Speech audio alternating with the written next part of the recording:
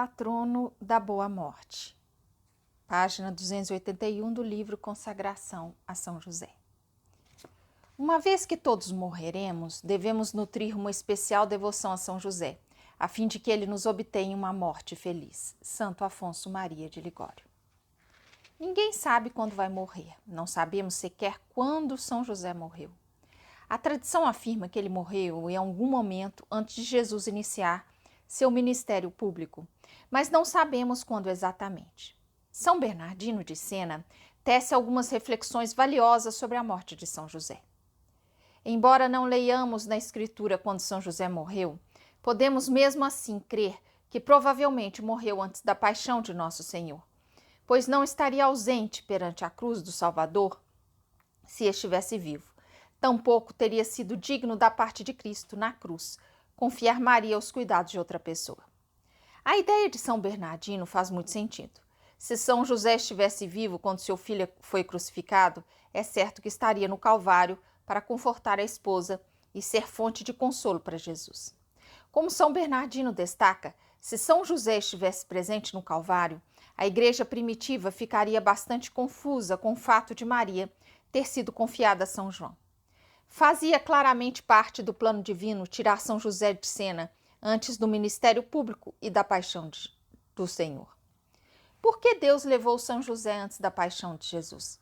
Você pode perguntar-se. Bom, de acordo com o plano de Deus, convinha que São José estivesse morto a fim de que Jesus pudesse confiar sua mãe a São João e confiar São João, simbolizando todas as almas, a sua mãe. Se São José estivesse presente diante da cruz, constituir Maria nossa mãe espiritual, confiando-lhe as almas, não ficaria tão claro ou compreensível aos seguidores de Jesus. A relação final a que cada alma é chamada a ter com Maria talvez fosse ofuscada caso São José estivesse presente. Além do mais, se São José tivesse estado presente perante a cruz, Jesus também teria dito ao apóstolo João: "Eis o teu pai". Esse gesto teria causado uma tremenda confusão nos seguidores de Jesus a respeito das diferenças entre o Pai Celeste e São José. Jesus quer que seus discípulos tenham também uma relação filial com José, assim como tem com Maria, mas o reconhecimento da paternidade espiritual de José teria de esperar até a igreja estar madura o bastante para compreender isso. Assim, como é conveniente que São José tenha morrido antes da paixão de Jesus, também é conveniente que sua morte tenha ocorrido antes do ministério público do seu filho. Estivesse ele vivo durante o ministério público de Jesus, as pessoas teriam ficado confusas ao ouvirem Jesus falar sobre o seu desejo de as levar a seu pai, a fim de não ofuscar a primazia do Pai Celeste. José precisou morrer antes do início do ministério público de Jesus. Embora não saibamos exatamente quando São José morreu, os santos e místicos nos oferecem algumas intuições a respeito do modo como morreu. Pode-se acreditar piedosamente que no momento da morte dele, São José, Jesus e a Santíssima Virgem, sua esposa, estivessem presentes. Que exortações, que palavras de consolo, que promessas, que palavras luminosas e ardentes no momento da passagem dele para a eternidade. Que revelações sobre os bens eternos não terá recebido de sua esposa santíssima e de Jesus, o amorosíssimo Filho de Deus. Deixo a contemplação e a consideração de tudo isso para a vossa própria devoção. São Bernardino de Sena. Ele, São José, nunca pregou, mas entregou a vida inteira ao serviço de Jesus e morreu em seus braços. Se Jesus chorou por Lázaro, como não terá chorado pela morte de São José? São Pedro Julião Aimar. Quando José estava morrendo, Maria sentou-se à cabeceira de sua cama e o tomou nos braços. Jesus sentou-se um pouco mais à frente, perto do peito de São José. O quarto inteiro brilhava com uma luz e estava cheio de anjos. Depois da morte dele, cruzaram-lhe as mãos sobre o peito, envolveram-no da cabeça aos pés num lençol branco e ondulado. Colocaram-no num pequeno caixão e o depositaram no túmulo muito belo, presente de um homem bom, Beata Ana Catarina Emmerich. As visões místicas da Beata Ana Catarina Emmerich sobre a morte de São José tem deixado muitos intrigados. Sua afirmação de que o corpo de São José foi depositado no túmulo fez muita gente perguntar-se se esse túmulo ainda existe. Embora seja altamente provável que o corpo do Santo Patriarca tenha sido depositado num túmulo, até o momento não fazemos ideia de sua localização.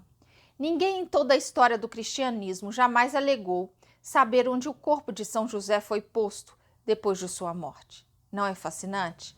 Sabemos onde estão os túmulos dos primeiros patriarcas, Abraão, Isaac e Jacó, porque são descritos em detalhes no Antigo Testamento.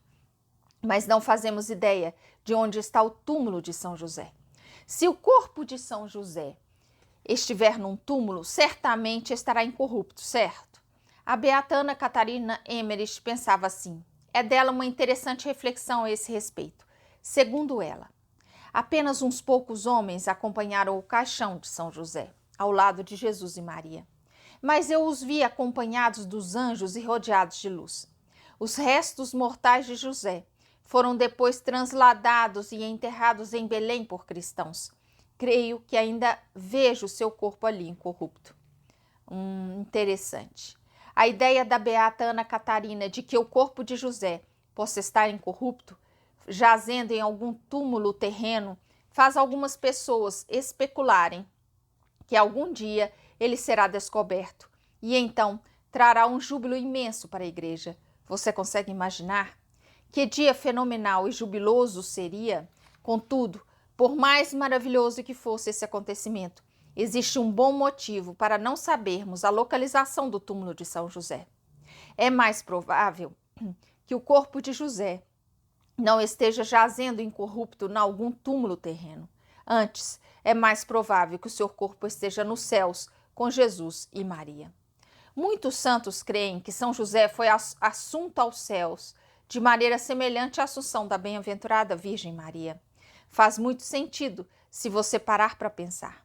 Não existem na terra relíquias corporais de Maria. Temos apenas pedaços do seu véu, faixa e outros fragmentos dos seus trajes, porque ela foi assunta aos céus, de corpo e alma. Da mesma forma, não há relíquias corporais de São José na terra. Temos apenas pedaços dos seus trajes ou de itens associados a ele, como seu bastão, porque também ele muito provavelmente foi assunto aos céus, de corpo e alma. Se Jesus elevou o corpo de sua mãe aos céus, por que não faria o mesmo ao seu amado Pai? Que filho, se tivesse poder divino, levaria o corpo da mãe ao céu e deixaria o do pai num túmulo? São Bernardino de Sena defendia a crença na assunção de São José aos céus. Logo indicava, porém, que essa crença não pode ser tida por doutrina, pelo menos não no tempo de São Bernardino, mas que os fiéis do seu tempo não faziam nada de errado ao crerem nisso com piedade, ele escreveu. Podemos crer com piedade, mas não afirmar que o Santíssimo Filho de Deus coroou seu pai nutrício com o mesmo privilégio que deu a sua mãe, que assim como elevou gloriosamente aos céus em corpo e alma, do mesmo modo, no dia em que ressurgiu, ele levou José consigo na glória da ressurreição. Alguns séculos depois da morte de São Bernardino, São Francisco de Sales elevou a outro patamar a crença piedosa na assunção do corpo de São José. As palavras de São Francisco de Sales a esse respeito constituem talvez a mais audaciosa afirmação feita por um santo a respeito da assunção de São José. Escreveu ele: não podemos duvidar sequer por um momento de que esse santo glorioso exerce grande influência no céu sobre aquele que o elevou até ali em corpo e alma. Um fato que é muito provável, visto que não temos relíquias desse corpo conosco aqui embaixo. Com efeito, parece-me que ninguém pode duvidar de que isso seja verdade, pois como poderia aquele que foi tão obediente a São José a vida inteira negar-lhe essa graça? São Francisco de Sales desenvolveu seu raciocínio e afirmou o seguinte: se é verdade, como somos obrigados a crer, que em virtude do Santíssimo Sacramento que recebemos, nossos corpos voltarão à vida no dia do juízo, João capítulo 6, versículo 55, como poderemos duvidar de que nosso Senhor elevou aos céus em corpo e alma o glorioso São José? Pois ele teve a honra e a graça de carregá-lo tantas vezes em seus braços benditos, braços estes tão aprazíveis a nosso Senhor. Nos tempos modernos, um santo Papa, João XXIII, afirmou que São José foi elevado em corpo e alma aos céus. Numa homilia do dia 26 de maio de 1960, solenidade da Ascensão, disse: a ascensão de Jesus corresponde também aos mortos do Antigo Testamento mais próximos de Jesus. Mencionemos dois que foram mais íntimos em sua vida: João Batista, o precursor, e José de Nazaré, seu pai adotivo e custódio. Ela, a ascensão, corresponde também a eles, e pode-se crer nisso piedosamente. É uma honra e um privilégio para eles experimentar esse caminho admirável para o céu. Por que santos e papas acreditariam que São José foi assunto aos céus em corpo e alma? Bem, há diversos motivos. Um deles encontra-se no próprio Novo Testamento. O Evangelho de Mateus relata-nos um acontecimento incrível que se deu com muita gente depois da ressurreição de Jesus. Está escrito: e eis que o véu do templo se rasgou em duas partes, do alto a baixo. A terra tremeu, as rochas fenderam-se, abriram-se as sepulturas, e muitos corpos de santos que tinham adormecido ressuscitaram, e saindo das sepulturas depois da ressurreição de Jesus, foram à cidade santa e apareceram a muitos. Mateus capítulo 27, versículos 51 a 53. É uma passagem intrigante, para dizer o mínimo. Quem são os santos que saíram do túmulo quando Jesus morreu? Bom, não sabemos exatamente quem são, porque o texto não nos dá nomes, mas a igreja sempre pensou que se trata dos profetas do Antigo Testamento, bem como São João Batista e São José. Sem dúvida, faz sentido que São José seja contado entre eles. Se houvesse pessoas que ressuscitaram à morte de Jesus, fato claramente enunciado na passagem de Mateus, acaso São José não estaria entre elas? Por que nosso Senhor ressuscitaria outros e deixaria seu próprio Pai amado no túmulo? São José é maior do que todos os profetas do Antigo Testamento, incluindo São João Batista. São José é mesmo maior que os avós de Jesus, São Joaquim e Santana. Não deveria surpreender-nos, pois, que São Bernardino de Sena, São Francisco de Sales, São João XXIII e São Jorge Preca acreditassem que São José ressuscitou dos mortos quando Cristo morreu e que, depois de aparecer a muitos em Jerusalém, foi assunto aos céus de corpo e alma depois da ressurreição de Cristo. Se a ressurreição de Cristo, como lemos no Evangelho de Mateus, fez os corpos de alguns santos erguerem-se do túmulo e aparecer a muitos, não é provável que São José tenha partilhado desse privilégio, já que morreu depois de Cristo? São Jorge Preca. Vamos dar um passo adiante. Se José é um dos santos mencionados no Evangelho de Mateus e ressuscitou com a morte de Cristo, tendo adentrado a cidade santa de Jerusalém e aparecido a muitos, quem ele muito provavelmente terá ido visitar? Ora, a sua esposa, claro. Tudo isso é especulação, claro, mas dá matéria para uma excelente meditação. Imagine o doce reencontro, o abraço casto e cheio de lágrimas. Há ainda outro motivo para crer que São José foi elevado de corpo e alma aos céus. Vem da ideia de que São José foi santificado no ventre de sua mãe, assim como São João Batista foi santificado no ventre de Santa Isabel. Isso também já foi afirmado por muitos santos. Se Deus, como creio firmemente, santificou tantos patriarcas, porque o Messias nasceria deles, e santificou todos os profetas para anunciarem os mistérios relativos ao Messias, e santificou Jeremias no ventre, e encheu João Batista do Espírito Santo, a fim de fazê-lo arauto do Messias, e acima de todos santificou a Santíssima Virgem para ser a mãe de Cristo, por que não santificaria também José, o pai de Cristo? São Lourenço de Brindisi.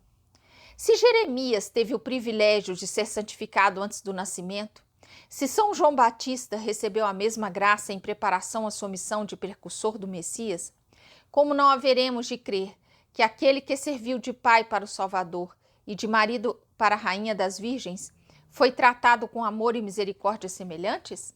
Beato Bartolô Longo.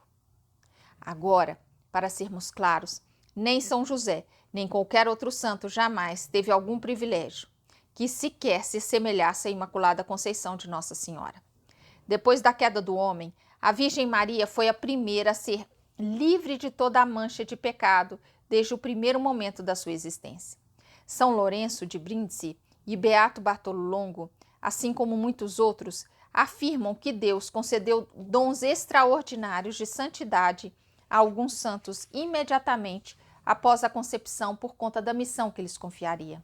Sendo assim, São José não apenas estaria na lista dos santos santificados no ventre, como seria o mais santificado de todos. Sua missão de amor era bem maior do que a de qualquer profeta do Antigo Testamento e maior do que a missão de São João Batista.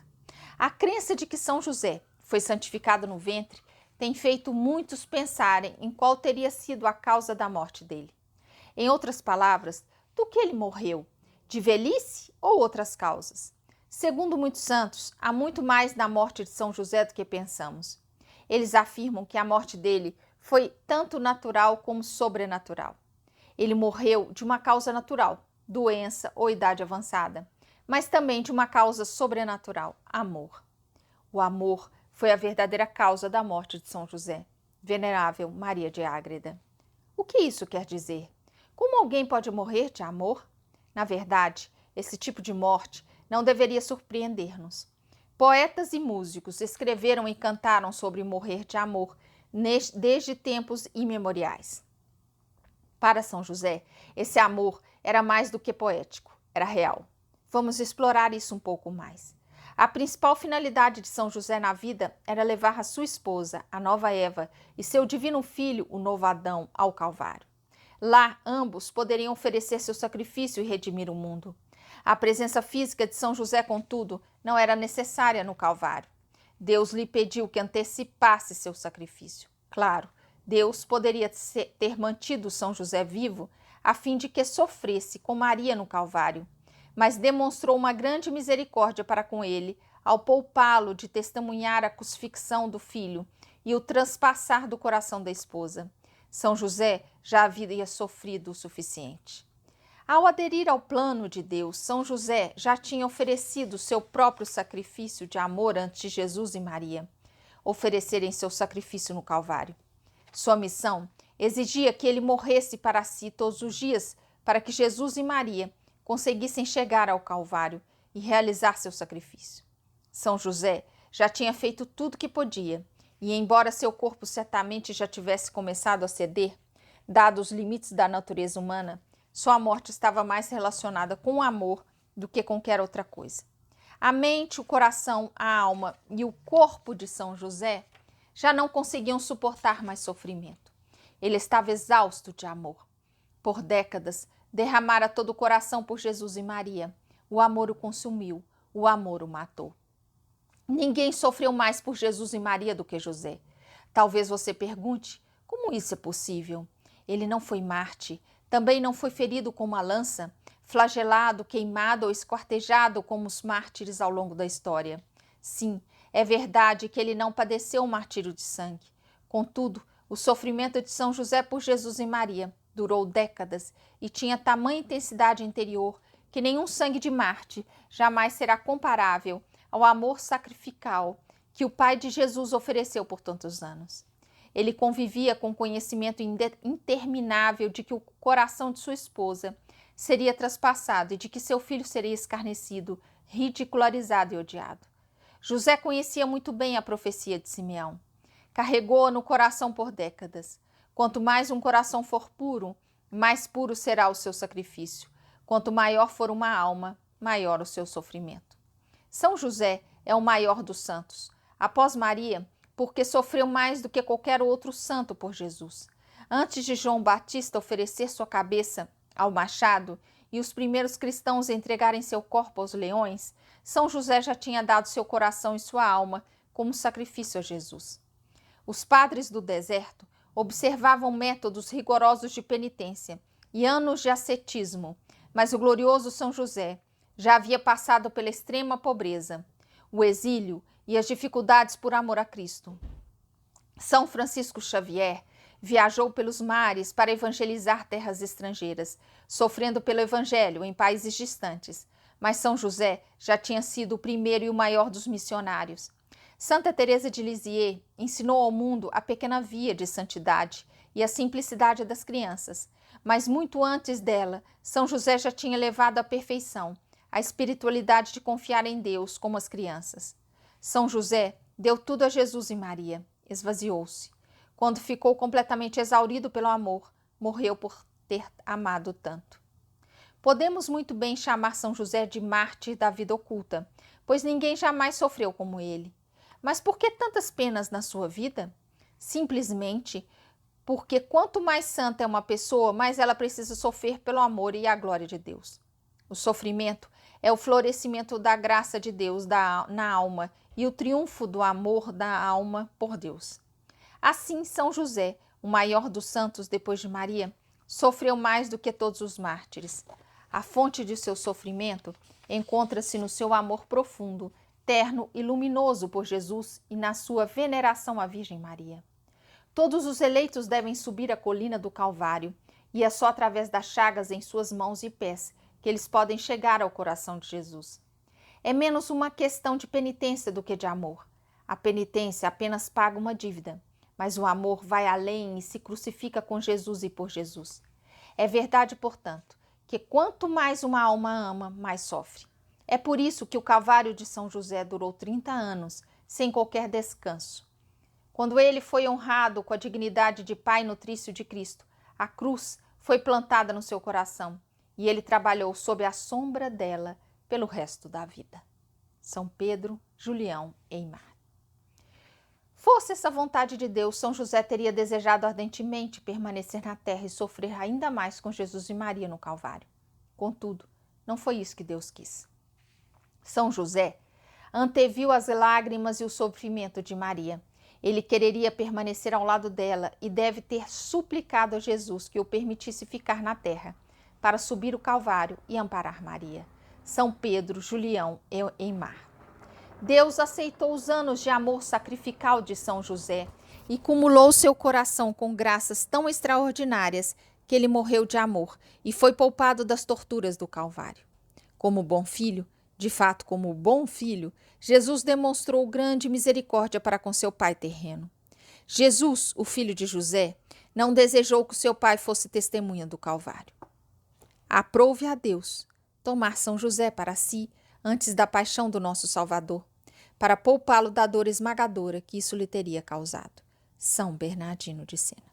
Foi necessário que José morresse antes do Senhor, pois não conseguiria suportar a crucifixão. Era gentil demais, amoroso demais. Beata Ana Catarina Emmerich. Maria, como nova Eva e mãe de todos os viventes, precisava estar no Calvário. São José, um novo Adão, já havia se entregado e oferecido seu sacrifício amoroso. Diferentemente de São José, a presença de Maria na cruz era absolutamente necessária. Ela precisava estar lá, a fim de dar à luz à igreja. Assim como, segundo uma tradição venerável, Deus evitou que os olhos de São José vissem o nascimento de Cristo em Belém, da mesma forma, segundo a Escritura, escondeu dos olhos dele a crucifixão de seu filho amado no Calvário. O Calvário teria sido uma dupla tortura para o coração de São José. Pobre São José, teve de submeter-se à morte e deixar Jesus e Maria. Deixou Jesus para ser crucificado e abandonado pelo seu povo. Maria para sofrer sozinha, desassistida, como seu amor por eles foi crucificado. São Pedro, Julião, Eymar. A venerável Maria de Ágreda teve uma visão em que foi transportada para perto do leito da morte de São José, a fim de testemunhar o último fôlego dele e suas palavras finais à amorosa esposa. Numa declaração que com certeza tocará o seu coração e comoverá a sua alma, a venerável Maria de Ágreda relatou que São José despediu-se de Maria da seguinte forma antes de morrer: Bem-aventurada és tu entre todas as mulheres. Que os anjos e os homens te louvem, que todas as gerações conheçam, louvem e exaltem a tua dignidade, e que o Altíssimo seja eternamente louvado por te ter criado tão agradável aos olhos dele e diante de diante todos os espíritos bem-aventurados. Espero desfrutar da tua visão na pátria celeste.